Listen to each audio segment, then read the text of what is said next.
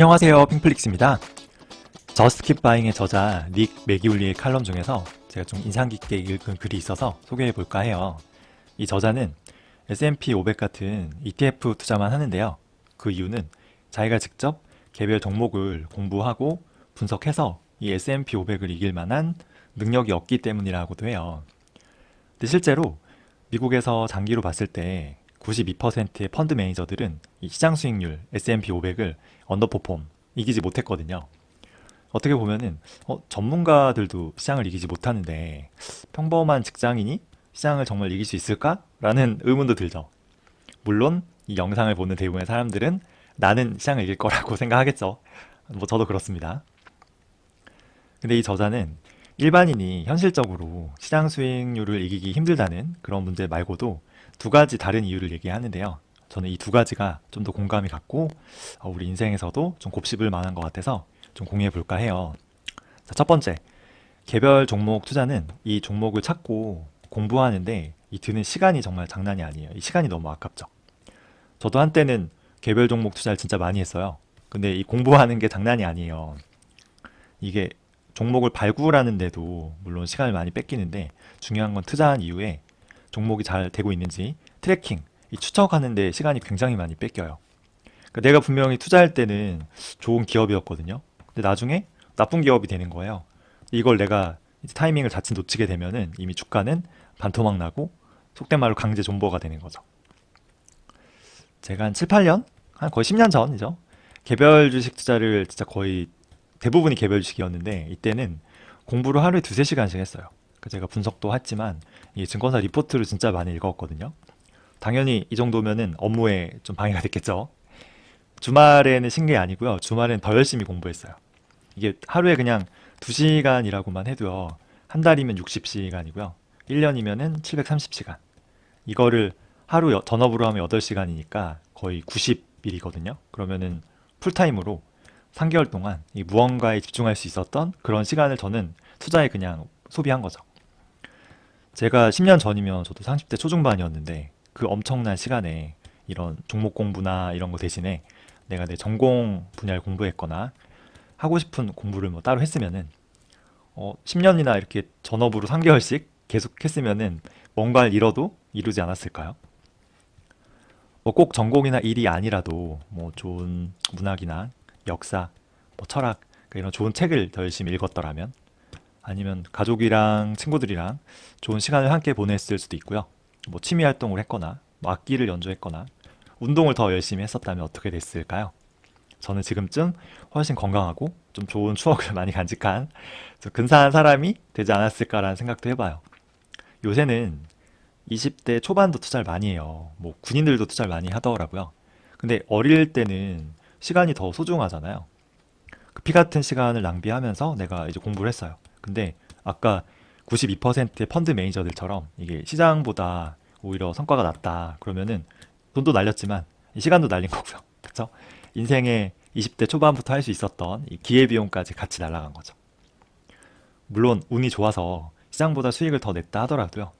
어릴 때는 이 시드 자체가 적잖아요.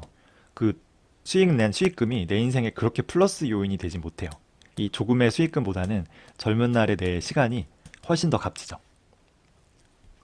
물론 뭐 한 30배 수익 났다, 100배 났다, 대박이 터지면은 내 인생에 영향을 줄 수 있지만 이렇게 단기간에 투자로 돈을 벌게 되면요. 오히려 이 본업에 대한 일이나 이 근로소득에 대한 열의가 떨어지죠.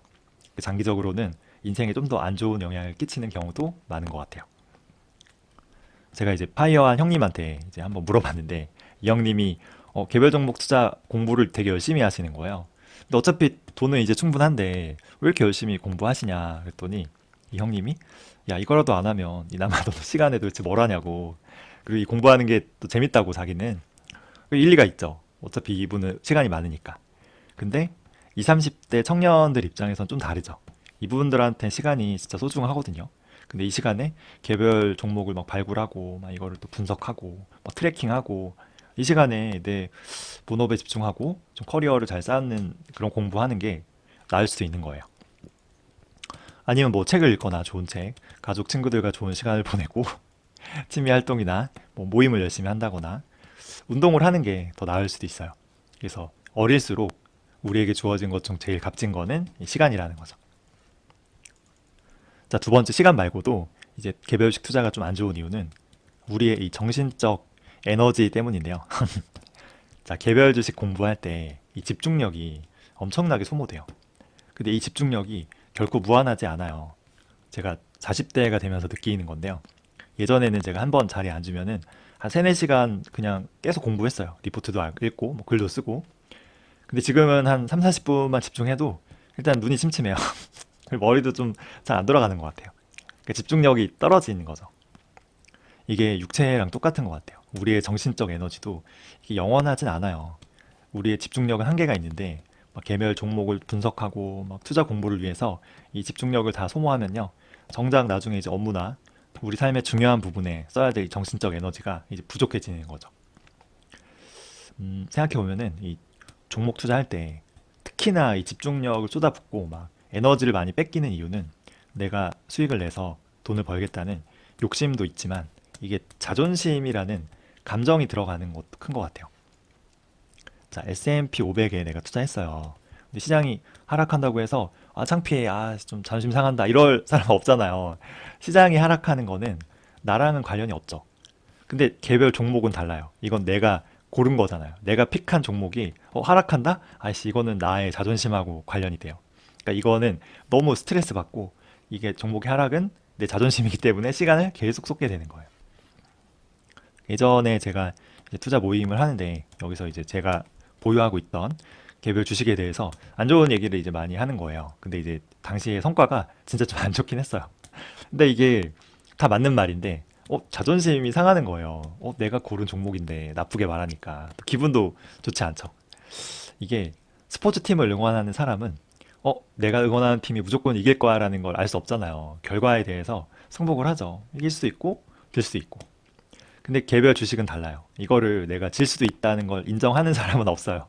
나는 바보 같은 남들과 다르고 당연히 나는 시장을 이길 수 있다고 생각하고 꼭 그래야 한다고 생각하기 때문에 여기서 이제 스트레스가 오는 거죠. 시간이랑 집중력까지 쏟아부으면서 공부해서 투자했는데 와, 만약에 시장 수익률을 못 이긴다? 그러면 내 시간, 집중력 이거는 그냥 매몰 비용이 돼서 없어지는 거예요. 여기에 대한 스트레스, 부담, 이 압박이 굉장히 크기 때문에 이런 것들이 오히려 내 부정적인 영향이 되는 거죠. 개별 주식 투자를 아예 하지 않고요. ETF만 한다고 해도 이런 정신적인 자유가 완전히 오는 건 아니에요. 왜냐하면 뭐 S&P 500이나 나스닥이나 뭐 반도체 ETF나 혹은 뭐 배당 ETF, ETF도 종류가 많잖아요. 이런 ETF끼리의 비중을 어떻게 할 것인가? 미국이랑 중국 비중은 어떻게 될 것인가?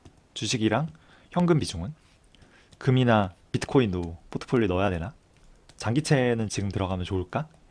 절세 계좌는 얼마나 넣어야 되나? 이런 것들의 이 리밸런싱 비중은? 그러니까 시기는 언제 해야 되나? 그러니까 ETF 투자만 해도요. 신경 쓸 게 너무 많죠. 이 자산 배분만으로도 정신적 에너지 소모가 엄청나요. 근데 이 와중에 막 개별 종목을 뭐 공부하고 분석하고 이것까지 가면은 투자에 너무 많은 에너지를 뺏기고 번뇌할 수밖에 없는 거죠. 그래서 블로그 이웃 중에 한 분은 나는 이런 고민하기 싫다. 그래서 전 세계 주식에 분산 투자하는 VT만 투자해요. 이거는 전 세계에 투자하는 거니까 사실상 그냥 지구 주식에 투자하는 거죠. 그럼 고민할 필요가 없다는 거예요. 그래서 이것도 뭐 나쁘지 않다는 생각이 들었어요. 그래서 우리의 이 집중력이나 정신적 에너지는 이 무한하지 않고요. 영원하지 않아요. 나이가 들수록 더 집중할 수 있는 시간이 짧아지거든요. 그러니까 이 소중한 우리의 이 집중력을 너무 개별 종목이나 막 주가의 등락에 일희일비하는데 낭비하면 안 되겠죠. 그리고 그 책 칼럼에는 없었는데 제 개인적인 생각으로는 이 눈 건강에 대해서도 좀 말씀드리고 싶은데요. 제가 지난 10년 동안 이 시력이 진짜 안 좋아졌어요. 그러니까 도수도 계속 높아지고 렌즈도 계속 두꺼워지죠. 그러니까 컴퓨터 화면을 집중해서 볼 수 있는 시간이 짧아지는 게 이 눈 건강도 있는 것 같아요. 그러니까 제가 20대 때 이제 디자이너를 하면서 맨날 새벽 3시, 4시까지 야근하면서 이 모니터를 들여다봤거든요. 30대에는 투자 공부한답시고 맨날 리포트 읽고 막 계속 이 컴퓨터 화면 들여다보니까 결국 제 눈이 나빠진 것 같아요. 그러니까 저는 시간도 잃었지만 집중력도 떨어졌고 그리고 이 눈 건강까지 투자 공부를 하느라 잃은 거죠. 자, 너무 오래 컴퓨터 화면 들여다보면 절대 안 됩니다. 특히 가까이 있는 것만 보게 되니까 중간중간 쉬면서 멀리 있는 것 보면서 이 눈을 좀 풀어줘야 되거든요. 근데 이게 투자 공부가 참 어려워요. 왜냐하면 투자 공부가 솔직히 너무 재밌어요. 너무 재밌다 보니까 이게 시간 가는지 모르고 계속 보면서 이 눈 건강을 악화시키는 거죠. 자연스럽게 세 번째 이유에 대해서 좀 설명할 건데요. 제가 이 책을 보면서 느낀 거예요. 이 투자에 대해 공부하는 게 이 책에 나오는 이 결핍의 고리에 빠지기가 너무 쉽다는 거예요. 그러니까 우리 사피엔스는 이 결핍의 고리에 빠져서 허우적될 수밖에 없는 그런 본성을 가지고 있어요. 얘는 3단계로 구성되는데요. 1번 기회의 발견. 그러니까 뭔가 이득이 될 만한 거를 끊임없이 탐색하는 거예요. 그리고 예측 불가능한 보상. 이게 보상을 받을 수도 있고 혹은 허탕칠 수도 있어요. 이 두 가지 경우가 있어야 돼요. 근데 만약에 보상을 받으면 엄청 기쁘겠죠. 그러면은 계속 그 탐색 행동을 반복하는 거예요. 이거를 투자 공부에 적용하면은 기회의 발견은 계속 새로운 종목이나 투자 정보를 찾게 되죠. 그리고 예측 불가능하잖아요. 이게 뭐 수익으로 이어질 수도 있고 안 될 수도 있고. 만약에 수익으로 이어지면 너무 기쁘겠죠. 계속 정보 찾는 걸 멈추지 않는 거예요. 계속 공부하는 거죠. 투자 공부 자체에도 결핍의 고리가 강하게 작용하는데요. 개별 종목은 이게 더 심해요. 세상에 기업들이 얼마나 많이 있어요. 그죠? 내가 지금 투자하고 있는 기업보다 더 수익이 좋을 것 같은 유망해 보이는 그런 기업들도 너무 많고요. 요새 핫하다는 트렌디한 이런 주식들도 계속 쏟아지고 있어요. 그러니까 이런 기업들을 하나하나 다 분석하고 공부하려면은 시간이 너무 부족하죠. 그리고 또 인간이 간사한 게요. 내가 어떤 주식을 좀 많이 보유하게 되잖아요. 그러면 나도 모르게 이거를 좀 합리화하게 되고요. 확증 평양의 고리에 빠지게 돼요. 객관적인 지표로 내가 보유한 기업이 좀 안 좋은 신호가 계속 나오고 있는데도 이제 이거 성장통이야. 일시적인 거야. 결국은 잘 될 거야. 스스로를 좀 위안하죠. 이 결핍의 고리도 많이 빠지게 되는데 자, 일단 내가 보유한 주식을 나쁘게 얘기하는 거는 다 걸러요. 그런 건 다 거르고 내 주식을 좋게 이야기하는 그런 글이나 영상, 자료를 계속 찾게 돼요. 계속 찾죠. 이 기회 발견. 그러다가 나랑 생각이 똑같은 그런 자료를 찾게 되면은요. 너무 기쁘죠. 기쁨. 계속 이제 이런 정보들을 끊임없이 찾게 돼요.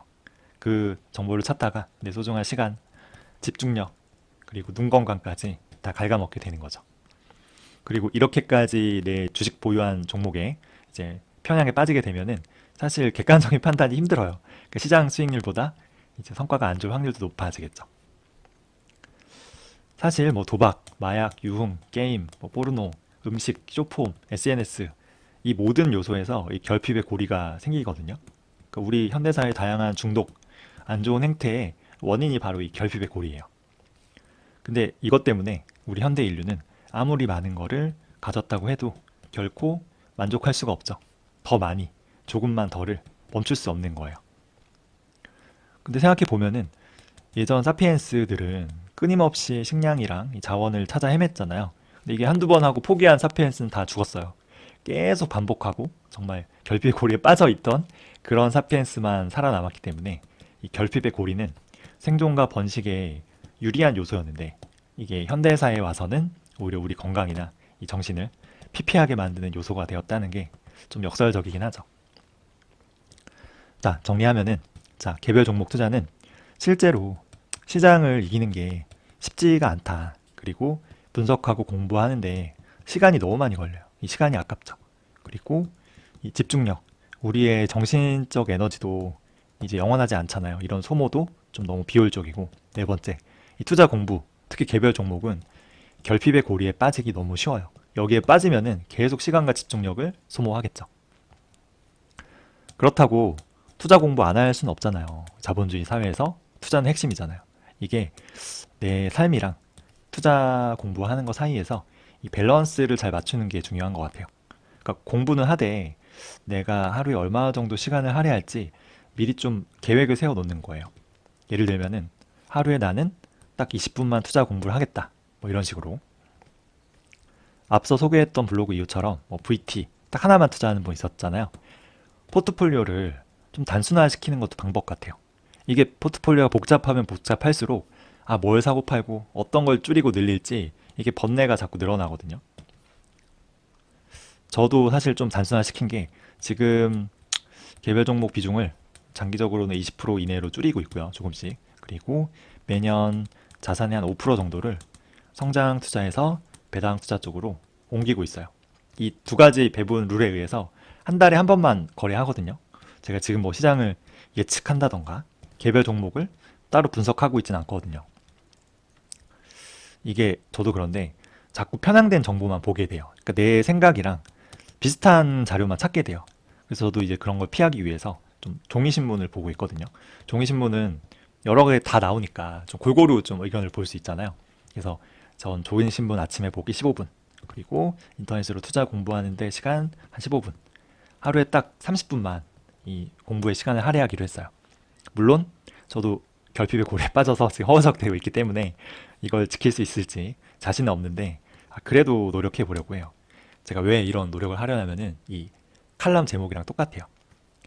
정신적 자유에는 값을 매길 수 없기 때문이에요. 제가 경제적 자유는 사실 지금 잃었죠. 근데 지금 잃었지만 아직 정신적 자유에 도달했냐? 그럼 아니에요. 계속 저도 투자 공부와 걱정, 고민, 번뇌, 막 결핍의 고리로 인해서 계속 막 정보를 찾거든요. 그래서 이 경제적 자유보다 온전한 정신적 자유를 얻는 게 더 어려울 수도 있겠다는 생각도 들어요. 근데 이게 더 사실 중요하잖아요. 자, 세 줄 요약. 공부하는 드는 내 시간이랑 이 집중력, 정신적 자유가 훨씬 더 중요하다. 두 번째, 투자 공부는 이 결핍의 고리에 빠지기 너무 쉬운 구조예요. 그래서 내 삶이랑 투자 공부 사이에서 밸런스를 잘 맞춰야 되는 필요성이 있습니다.